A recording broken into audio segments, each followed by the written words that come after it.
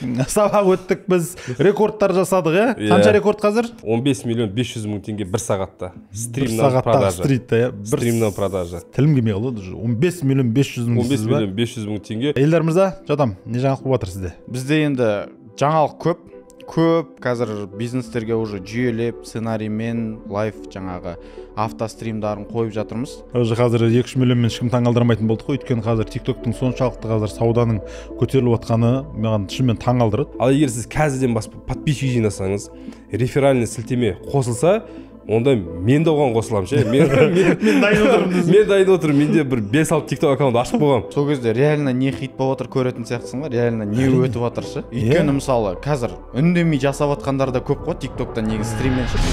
Ассалаумағалейкум, құрметті достар. Мінекей біздің кезекті YouTube-тағы TikTok бойынша мықты подкастымызға қош келдіңіздер. Біз біраз уақыт үзіліс алдық, үзілістен қайтып оралдық. Өйткені не үшін үзіліс алдық? Несібел мырза? Сабақ өттік. Сабақ өттік біз, рекордтар жасадық, Қанша рекорд қазір?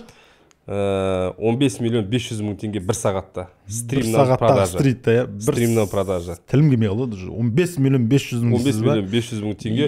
Үшінші күні практикумда бір сағатта жасаған продажа. Бұл туралы таргет қоспай. Мощный. Керемет жаңалық. Көрдіңіздер ғой, не үшін демалып жатқанымызды. Ал енді Елдар мырза, жадам, не жаңалық болып жатыр сізде? Бізде енді жаңалық көп, қазір бизнестерге уже жүйелеп, сценариймен, лайф жаңағы автостримдарын қойып жатырмыз. Спрос бешеный ғой, былайша айтқанда. Цифрмен сөйлесек те, нәтиже бар ма? Нәтижемен енді 2 миллион, 3 миллион пока жаңағы қойған бір күндік саудалар, сондай жасап отыр, стабильно. Енді жаңағы рекордтарды айтып отырмыз ғой, 15 миллион деп атак, негізі 2 миллион, 3 миллион қазір стабильно, уже нормально болып қалды ғой, былайша айтқанда. Қазір уже таңғалдырамайсың. Уже қазір 2-3 миллионмен ешкім таңғалдырамайтын болдық қой, өйткені қазір TikTok-тың соншалықты қазір сауданың көтеріліп жатқаны маған шынымен таңғалдырады. Өзім шок боламын. Кейде аналарды ойласам, қалай ол мүмкін ба деп. Өйткені басында деген біз 1 миллионға қуанып жүретіп, бір күнде вау деп кәдімгі, одан кейін 2 миллион деген кезде, 2,5 деген кезінде вообще барып сұхбат түсіріп кеткенсің ғой 2,5 миллионмен. 3,5 миллион дегенде сол конференцияда айттық қой оны, показатель ретінде.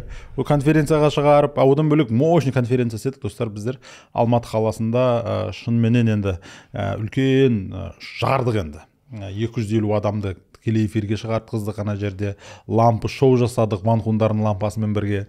Одан кейін Қытайдан арнайы Ванхун шақырттық, Алаугүл ханын шақыртып, қазір біздің сол Алаугүл ханның видеоларын басқалар пайдаланып, басқа курс атып жүр екен. Біз бәрін көріп жүрміз, бәрін көріп жүрміз. Айта барыңдар. Бәрін біліп отқан шығар. Біреудің контентін пайдалануға болмайды, әркім өз контентін салу керек. Стрим өткізіп жатқандар пабликте жүр ғой. Көрем ше, пабликте жүр. Ойлап қой, еще бір таргет реклама бүкіл жерге тығып жатыр ананың. Конференцияның бәрі көріп жатқан шығар деймін да, барлық ана үзінділер ағытып жатыр ғой. Жаңағы лампа шоудың өзі, ё-май, кәдімгідей. Алматыда үлкен 600 адамға конференция істедік. Ол жерде Несібел мырза болды, Елдар мырза болды, мен болдым. Тағы жаңағы Қытайдан келген Алаугүл деген Ванхун, Zara брендінің ресми, былай айтқан кездегі Ванхуны, стримері дейді ғой. Кәдімгідей үлкен жаңағыдай айына 50 миллион таза табыс тауып жүрген ханым келіп, өз тәжірибесін бөлісіп, мықты конференция болды. Алдағы уақытта да басқа қалаларға мастер-класспен баратын боламыз. Сол үшін басқа қалалар күтіңіздер, Ал мырзалар, бүгін енді эфирде давайте соңғы уақытта не болып жатыр TikTok-та? Не өзгерістер болып жатыр? Одан кейін жаңағы біздің нәтиже көрсетіп жатқан қазір мықты сауда жасап жатқан тікелей эфир арқылы шәкірттеріміз жайлы айтайық. Олардың құпиясы неде, неге олар атып кетті деп ойлайсыздар? Давайте ең бірінші жаңағы Шымкенттік алтын сататын жаңағы Жансая енді ғой? Жансая ханымдар алтынның курсын сатады, и еще алтын да сатады. Сол адамдарға жаңағы алтын бизнесін ашып беру көмектесетіндер. Сол кісілер 10 миллион тапты үшінші күні. 10 миллион, үшінші күні маған көрсетті 10 миллион деп айтты маған. Сосын мен айттым, чекті көрсетіңдер деген 1,950,000 теңге көрсетті маған. Енді 2 миллион. Қалған 8 миллион деп едім, ол кісі наличка береді деп. Мен айттым, мен сенбеймін, конкрет онда сендер 2 миллион теңге таптыңдар дедім екінші күні. Сонымен ертеңінде ма, 4-ші күні ма, 5-ші күні ақшаларын алып кепті. Уже сіз болған кезде 8 миллионды салып, одан кейін перепискасын несін көрсетті. Мен айтам, жай сабақ барысында ол сабақ аяқталған жоқ әлі.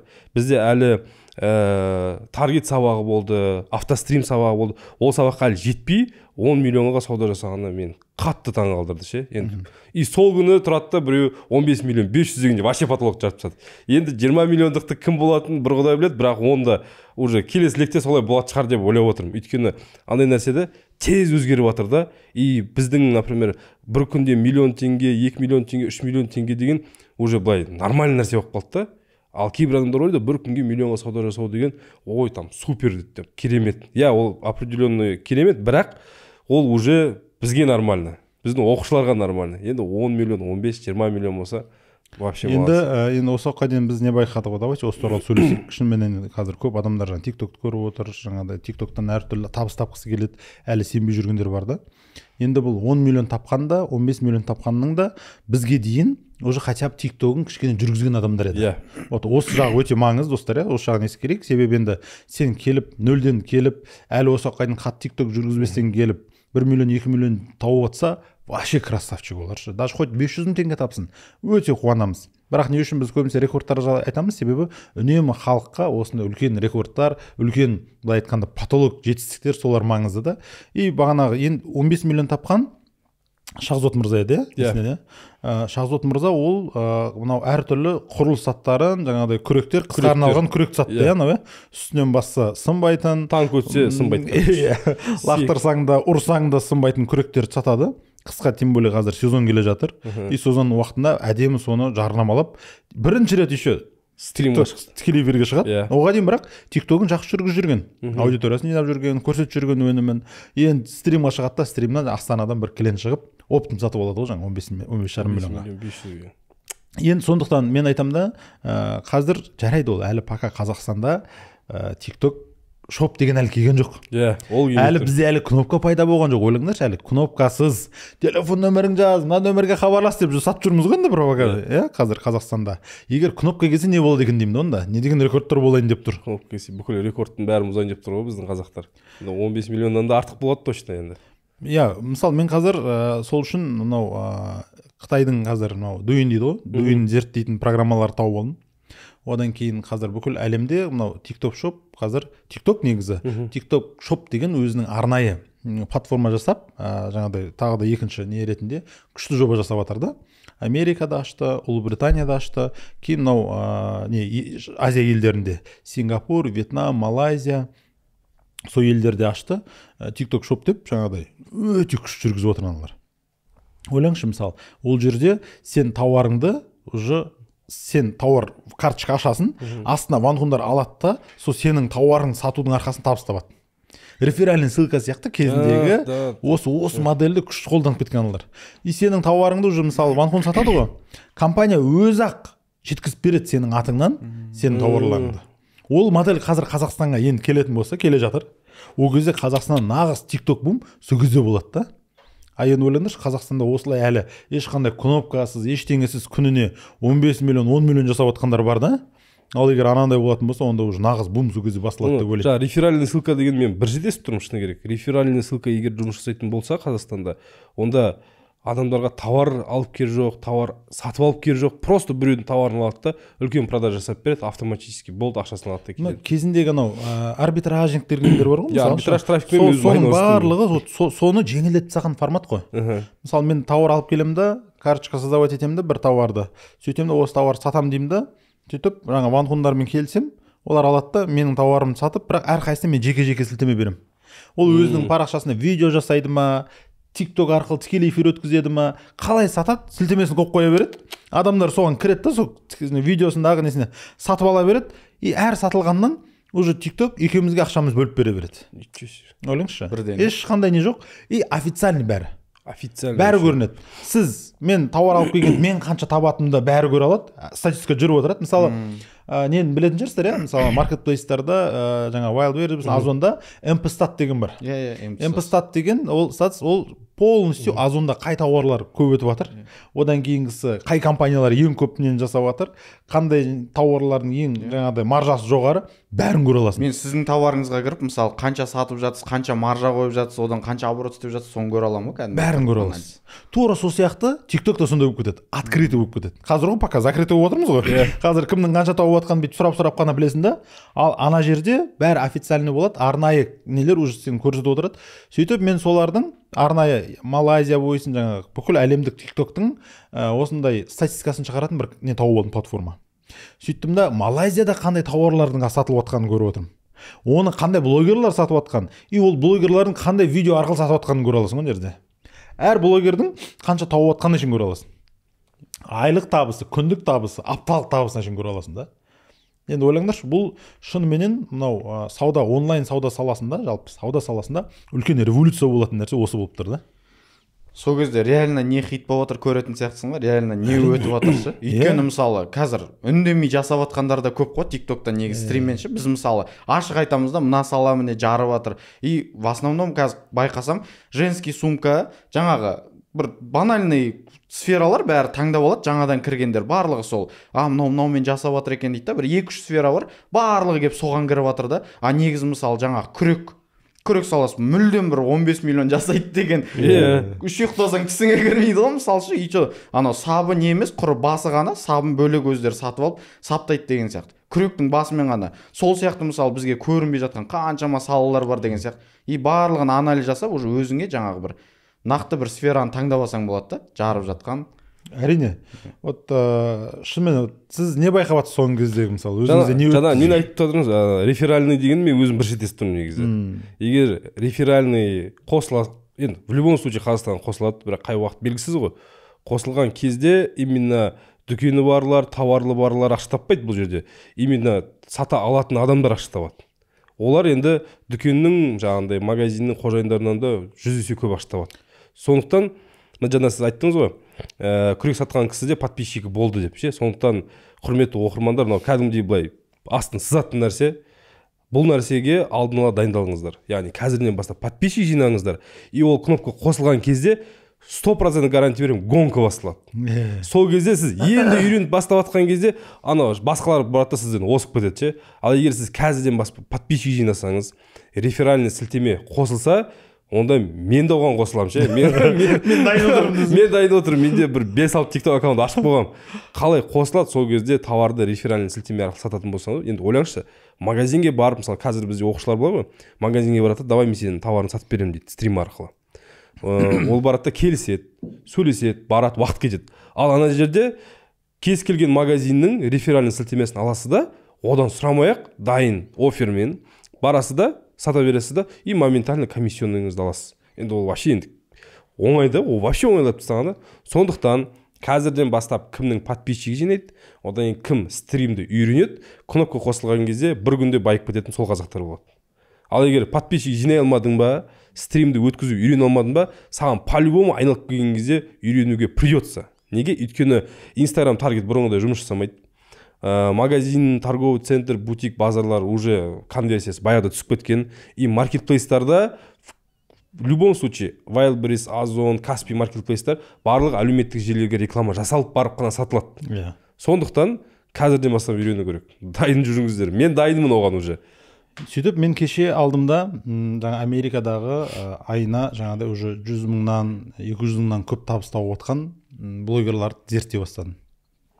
Парақшаларына кірем. Ана жерде платформада әрқайсының аты жөні, тиктоктағы несі, никнейм дейді, аватары бәрі тұр ғой.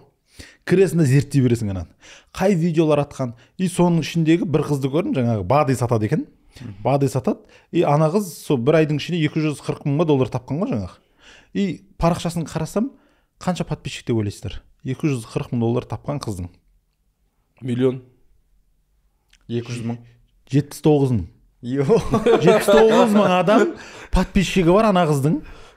Бірақ видеолар атқан да жаңағы. Күнде тұрады да, ұйқысынан тұрады да ана нені, сол бадыды ішеді ғой болды. Соны көрсе видеосын бәрі сондай, иә? Видеосын күнде таңертең тұрады. Алады да жаңағы бадыды алып аузына салады да, соны ішіп отқан көрсетеді, болды. Арасын атып кеткен ғой ана нелер. Сізде 300 мың бар, $200 мың тауып аласыз деймін.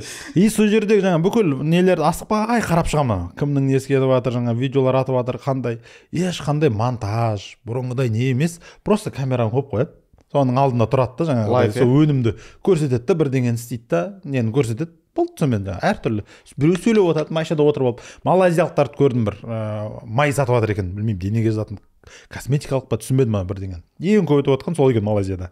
И бір соның бір ванхун қызды көрдім. Анау отырады да машинасында боянып отырады да жаңағы соны қалай жағып жатқанын, не істеп жатқанын жарнамалайды. Болды, анаң атып жатыр ғой. Сондықтан осы қазір сіздер ертең тауар мынау TikTok шоп ашылатын болса, кәсіпкерлер мен ойлаңызшы ана жерде и сол платформада тұрады жаңағыдай нелердің анализі депші, поиск инфлюенсеров дейді, жаңағыдай блогерларды ізде дейді. Сөйтіп отырып алып іздейді да блогерларға талас басталады қазір. Мысалы мен тауар алып келемін, тауар тұр, мен не істеймін оны? Одан қайта жаңағыдай ар жақта отырған блогерға бере салмаймын ба? Айтамын, міне сілтеме беремін саған, табыс тауа бер. Бірақ ол жерде мына нәрсе бар екен.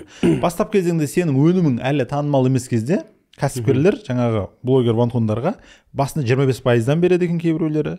Егер ана өнім жақсы болған сайын 15% береді екен, келіседі екен сол жерде.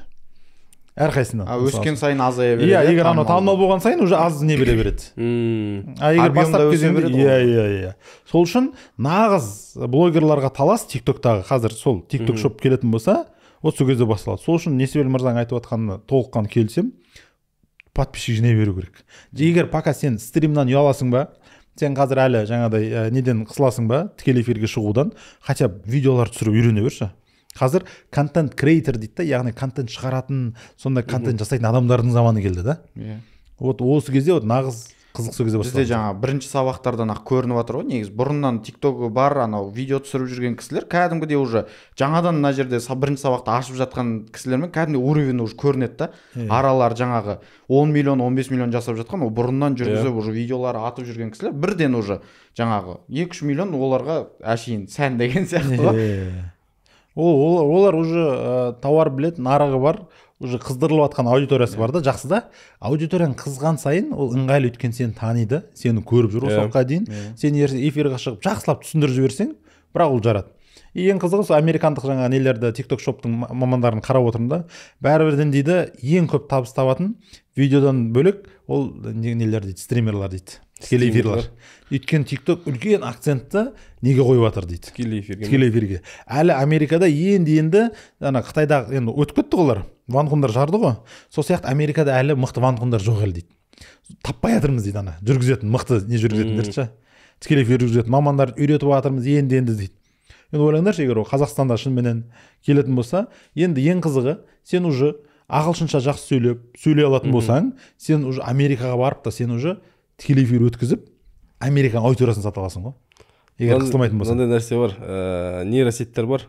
Қосып қоясыз, видеода қазақша сөйлейсіз, бірақ камераның мына жағына ағылшынша айтылатын ше. Оны неде Қытайда тестировать етті. Осыны жасанды интеллект бойынша осылай жаңағы адамның түрін қояды да, сіздің түріңізді мысалы, сөйтіп өткізіп көрді. Өтпеді ма? Көрді, былай көрді, өйткені олар соны автоматтандырғысы келді. Ана ванхунға байланбастан. Лайф емес пе, живой емес пе? Иә, бәрібірден живойдың несі болмайды екен. Живой өтіп. Бере алмайды екен живой сияқты, адам сияқты. Қазір роботтар жасанды интеллект жасағысы келіп жатыр, бірақ адам сияқты не істеп жатқан жоқ. TikTok'та да жаңағы ғой, шынайы видеолар өтіп жатыр ғой, қазір бәрі қандай налажын ештеңе жоқ, шынайы эффектсіз қосады да, жаңағыдай таңертең тұрады да, қалай бар солай бады ішеді деген сияқты сондай видеолар өтіп жатыр да TikTok'та да, қатты бір эффект қоспай. Маған қызығы мынандай болып тұр да қазір, жаңағы өте жақсы табыс тауып отқандар, жастар, қарапайым адамдар, мүмкін үйде отырған аналар, осылар да. Мүлдем осы уақытқа дейін табыс таппай жүрген адамдарда үлкен мүмкіндік туайын деп тұрғанда мен қуанамын да. Себебі, қараңызшы, біз үнемі осы уақытқа дейін бірдеңе істейтін болсаң, оптовиктерге жалынатынбыз. Жаңағыдай тауар алып келетін, кім Қытайдан әкеледі, кім неден алып келеді, тауарларына ше. Ал қазір енді кәсіпкерлер блогерларға жалынатын заман келеді қазір. Қазір яғни уже кім тауар алып келеді, сондай күнделікті контент видеосын түсіріп, алмастан ол хоть ауыл жерде бола ма, ол хоть қалалы жерде бола ма, вот соларға жалынатын уақыт келеді қазір. Вот нағыз табыс табатын, нарықты жаратын мүмкіндік қазір келіп жатыр да. Кім әлеуметтік желіден қорықпайды, кім өзін еркін ұстай алады соның алдында, вот солар қазір мен ойлаймын, мүлдем жаңа байлар енді пайда болады. Соны еще айтсақ сенбей жатыр ғой. Мысалы, просто жаңағы өзім үйде салтын мамамша көрпе тігеді, үйде отырып машинкамен 2-3 машинкасы бар, сонымен ауырады, көрпе тігеді. Соны айтам ғой, хотя бы міне тігіп отырсыз, ұялсаңыз да алдыңызға камера қойып қосып қойыңызшы. Елдер мына жақта келіп жалынып бізден сұрап соны үйрене алмай жатыр. Сізге былай тегін айтып тұрмын, андай ғой, сапожник без сапог деп. Өзіміз мамамыз ғой, былайша айтқанда қосыңызшы десең, мә қостыра алмай қойдым ғой. Ананы бүйтіп жөндеп алайын, мына жерге көрпелерін тізіп алайын. Идеальный моментті күтеді. Ол идеальный нәрсе, керек емес қой TikTokқа ше. Қалай бар, наоборот, сол жерде бүйтіп шашылып жатқан, көрсін да тігіп жатқан, сонда сенімділік болады. Сонда ана көреді қарапайым, міне үйде отырып тігіп жатқан, қол жетімді ол баға, естественно, цехтан емес, аренда төлемейді үйде отырғаннан кейін. Сол нәрсені просто қосып қойыңызшы десең, сенбейді ғой. Анада реально клиент келетін еш. Әлі ондайлар көп екен да. Мысалы, біздің көріп, міне стримнан сатып жүргеніміз көрсе де, әлі сенбейді. Содан нормально ақша табуға болатын. Білдіртпей қосып кетпейсің бе камераны? Стримді ашып. Кейін түсінеді, бірақ бастап кезеңде қазір кім соны ұстап қалады? Қазір кім мүмкіндікті пайдаланып кетеді? Солар қазір 1-2 жылда солар қазір өте жақсы нәтиже көреді да. Олар уже мүлдем басқаша болады. Мен өйткені көріп отырмын ғой, мына жерде бізде 1-2 студент болды. Көрпе жаңағыдай кестелеп тігетін көрпе сондай сатып жатқан. Ана кісілер жарып жатыр. Мына жерден кетті. Енді ол бір ары кетсе қазір именно көрпе саласында, мысалы кестелеп тігетін, жаңа құрақ көрпе тігетін саласында бір 2-3 конкурент шығар, мысалы көбісі кірмейді, әлі ауылдық жерде отқан білмейді да. Қазір кіріп үлгеріп қалыңызшы деп отырмын да.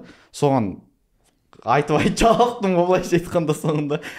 Мысалы мен ойлаймын да, біз енді жаңағыдай 5 күн үйретеміз да. Мысалы 5 күн басынан бастап, 0-ден бастап қалай 1000 подписчик жинаймыз, қалай жаңағыдай өтетін видеолар түсіреміз, қалай тікелей эфирге не істеу, тікелей эфирге қинап шығарамыз, қалай таргет жіберуді үйретеміз, одан кейін қалай эфирларды автоматтандыруды үйретеміз. Негізі өте ыңғайлы формат деймін да. 5 күн кел, оқып алсайшы болды ғой, одан кейін түсініп ал. Ол ертең сен сатушыңды жасайсың ба, сестренкаңды оқытасың ба, немесе маманыңды оқытып аласың ба, ертең олар қалай тапсырма беру керек екенін білесің да. Сол үшін мен мынандай ғой, енді адамдарға айтып жатырмыз, көп нәрсе айтып жатырмыз, бірақ мен қазір реалити шоу бастадым. Кеше көрдіңіздер ме? Рилсын көрмедіңіздер ме? Көрдім. Қазір Туруан компаниясымен бірге реалити шоу сияқты сразу сол жерде компанияда қалай TikTok'ты енгізіп жатқанымызды, қалай сол шина ғой, Туруан деген компания, ол уже шина сататын компания, соның дөңгелектерін қалай тікелей эфирге сататынымызды соған. Қазір соны реалити шоу форматын жүргіземін. Өткенде өздеріңіз келіп көмектестіңіздер. Соның бәрін салып отырамын. Қалай сатып жатқанымыз. Процессті толық ашып, бәріне қалай жүреді. Ішінің бүкіл кухнясын көрсетемін. Сондықтан менің парақшама жазылып алыңыздар. Алдағы уақытта соның барлығын сіздерге бәрін шайнап көрсететін боламын. Кәсіпкерлер әсіресе оны қарау керек. Қалай жасап жатқанымызды, күніне неше рет тікелей эфир өткіземіз, қандай статистикаларға қараймыз, одан кейін қанша продажа болып жатқан, қанша лид түсіп жатқан, барлығын көрсетеміз. Сондықтан менің парақшама жазылып алыңыздар. Туруан компаниясының қалай продвигать етіп жатқанымды барлығын сол жерде ашық, анық сіздерге көрсететін боламын. Осылай көрсетпесек, бизнес реалити шоу форматын істемесек, қазір адамдар әлі сенбей жатыр да, мысалы. Көбісі әлі ойлап жүр, о, нереально деген сияқты. Кеше бір Олег бар деген досым базарда жүрді, маған жіберіп жатыр видеоларды. Мейірбек мырза, базардағылардың бәрі тікелей эфир өткізетін болып кетті ғой деп. Бутиктарында кешке жақын жаңа ғана TikTokқа кіріп күнде тікелей эфир қарап отырамын да, кімнің қалай жүргізіп жатқандарын анализін жасап ше. Сөйтсем жаңағы кәдімгі базарда ар жағында бутиктер ұзын-ұзын жаңағы адамдар жүр. Шет жаққа тұрып алады да ұрып жатыр ғой тікелей эфирде. Сатушылар ше. Мықты, өте дұрыс. Себебі осы уақытқа дейін тек базарға келетін адамдармен ғана шектелетін еді ғой. Мыналар отырып бүкіл Қазақстанға сатып жатыр да. Қандай керемет. Кешке қарай жатып аламын да сөйтіп ана күйінемін ғой. Былай сатып жіберсейші мына жер, былай сатып жіберсейші деп ана кешке қарай ана өзіміз анаяқта үйретіп ана көріп алғанбыз ғой. Былай өтімді соған жатып аласың да ана былай сатса ғой деп ана кішігірім бір ерекшеленсе, андай бір мелочтардан ақ негізі нормальный продажаны көтеріп алуға болады ғой. Мен де соны қараймын да, сценарий жоқ ана жерде ше. Егер әдемі сценарий қосатын болса, анау күшті кетереді да. Одан кейін жаңағы анау дұрыс видеолар қойып, чуть-чуть анимациялар қосып жіберіп ана жерде, музыкалар қосып жіберсе, текстарын шығарып ше, ананың несі мүлдем күшейетін еді, анау эфирдің бір сәні келетін еді. Бізде мысалы мына жерде Airwheel саттық қой, білесіз ғой, өзіңіз басында кіргенде 10-15 адам, еще ол кезде продвижениеда жібермедік.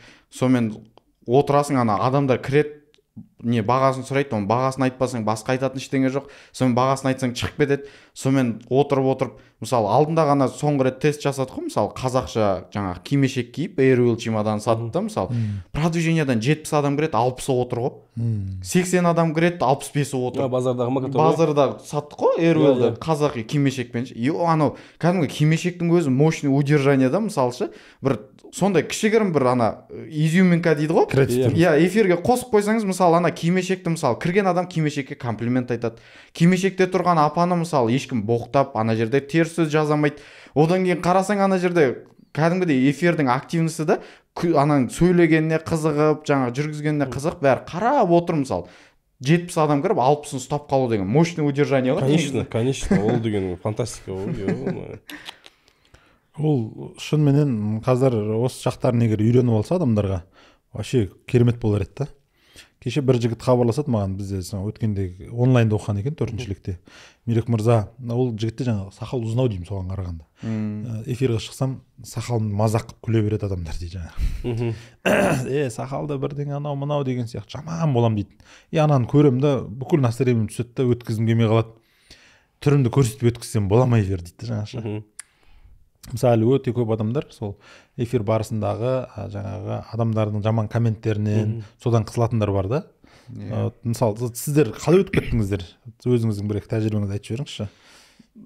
Біз басында наоборот бір жаман коммент болса да жазсыншы дедік қой, өйткені бізде басында мысалы продвижение дегенді білген жоқпыз шыққан кезде. Содан кейін ана жаман коммент болса да ол активность болатын. Активностьтің көтеретін да эфирдің. Содан кейін негізі оны былай наоборот олармен ары қарайшы өзің сондай не деп ана ұрсып көңілге алмай, наоборот соларды ана қыштып ары қарай ұрсып жіберсе, негізі бір эфирдің активностьін көтеріп, керісінше бір көмек ретінде ана жерде бір эфирде саған бір нені жаңа просмотрды көтеруге көмектесіп жатыр деп қарасаң, уже басқаша қабылдайтын сияқтысың негізі.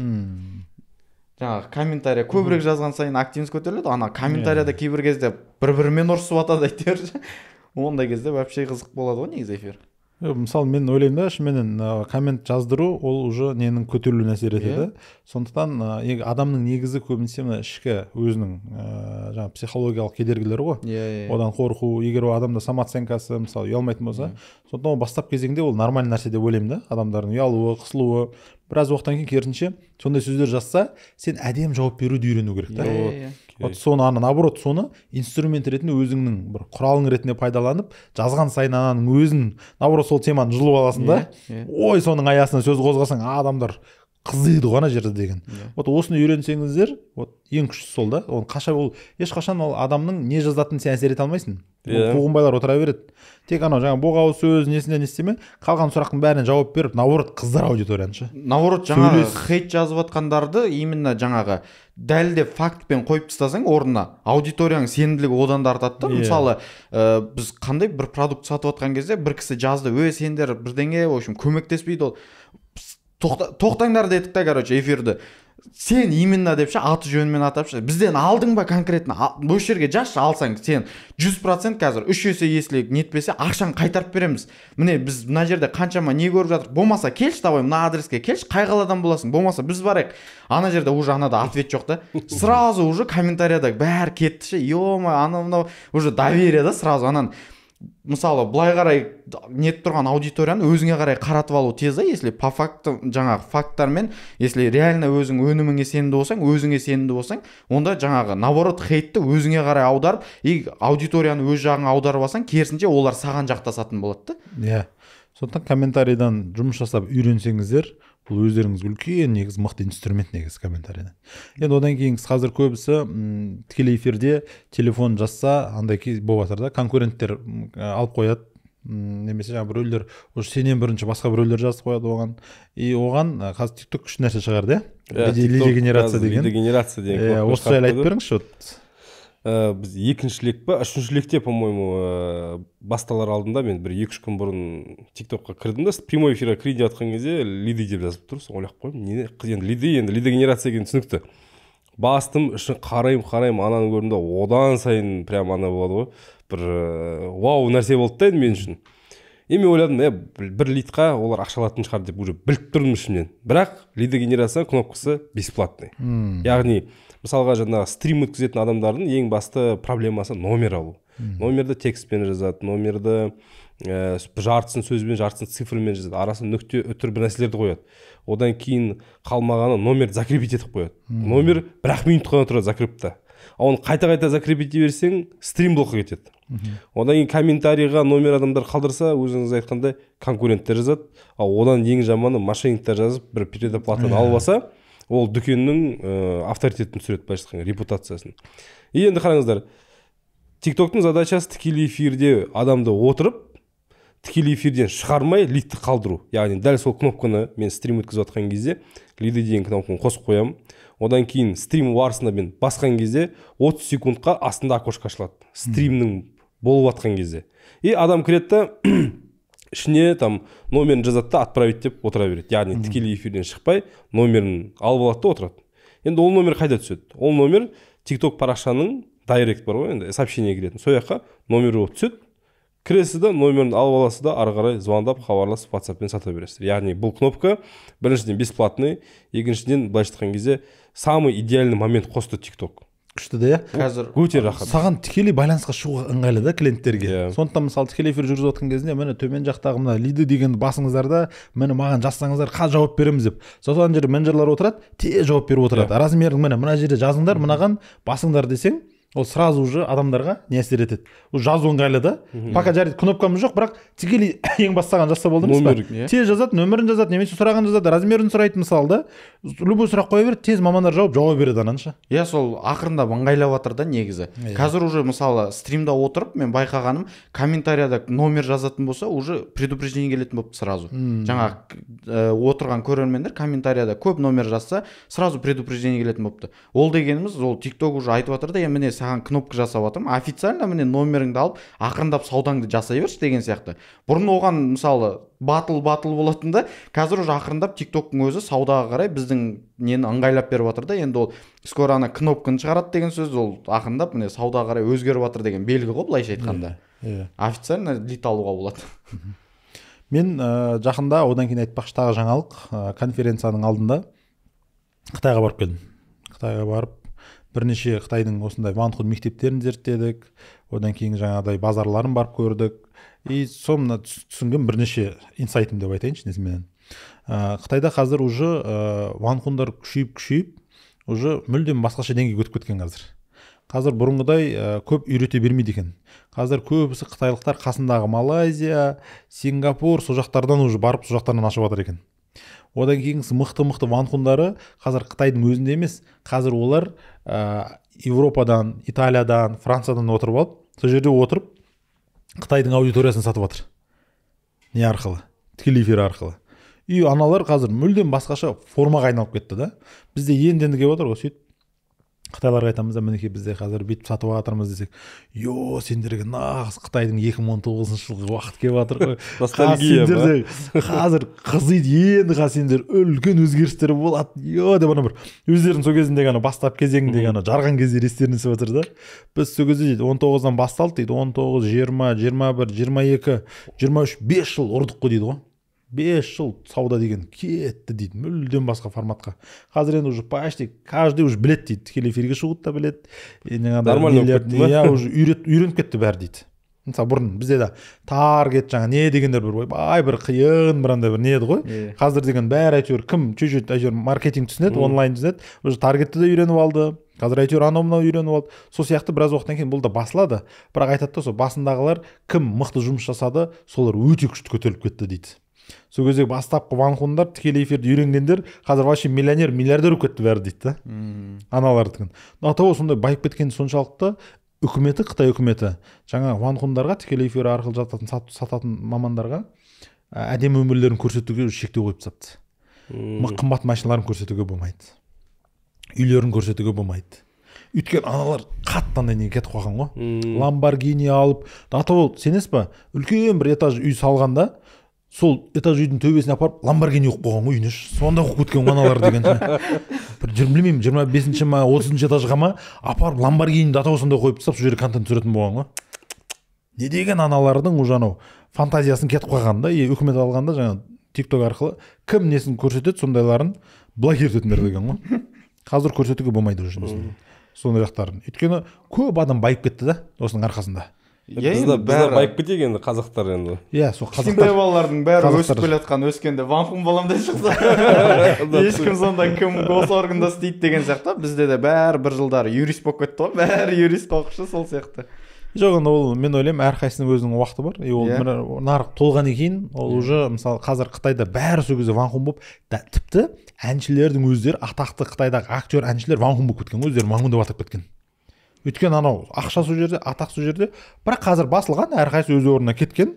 Сол сияқты бұл да ол болады басында, кейін басылады. Өйткені нарық толғаннан кейін уже бұрынғыдай уже не болмайды, сауда болмайды, уже конкуренция көбейеді, маржа уже бәрі бағамен жарысып маржаны түсіреді. Сөйтіп не істейді ары қарай болды. Басқым әркім өз жұмысына қайтадан қызметіне, сервисіне сондай не болып кетеді. Менде де сол болды ғой. Негізгі себебім осы ванхун саласын до конца ванхун боламын деп зерттеп, жаңағы стримді ары қарай жүргіземін деп кеткен себебімде, мысалы Қытай ол бізден 5-6 жыл, может 10 жыл алдыда екен белгілі нәрсе да. И о жақта қазір хит болып жатқан нәрсе ол стрим жүргізу болды. И осымен болашағы бар, нормально. И еще қазір о жақта мысалы долларовый миллионерлер шығып жатқан. Ол жаңағы заводтың иелері емес, ол бұрынғы ана базардың иелері емес, ол ана үлкен склады бар кісілер емес, ол именно ванхундарда қазір жас, кәдімгі жап-жас бізбен қатар кісілер, жаңағы жас жігіттер шығар, негізі қарап тұрсаң жас жігіттер, қыздар. Сол долларовый миллионер именно солардан шығып жатыр да. Содан кейін енді ол естественно 5-6 жылдан кейін долларовый миллионерлер бізден де именно ванхундар болатын, ол айдан анық болды да. Содан кейін мен де ала қалса сол біріншілерінің бірі болайық деп, ванхун болайық деп дальше кеттік қой. Болашағы бар екен деген сияқты. Сол үшін да қазір біз де қазір жобаның атында сөйтіп қойдық қой жаңағы максимум тренд скул деп, яғни заманауи мамандықтар. Себебі қазір әлем өте қатты өзгеріп жатыр да.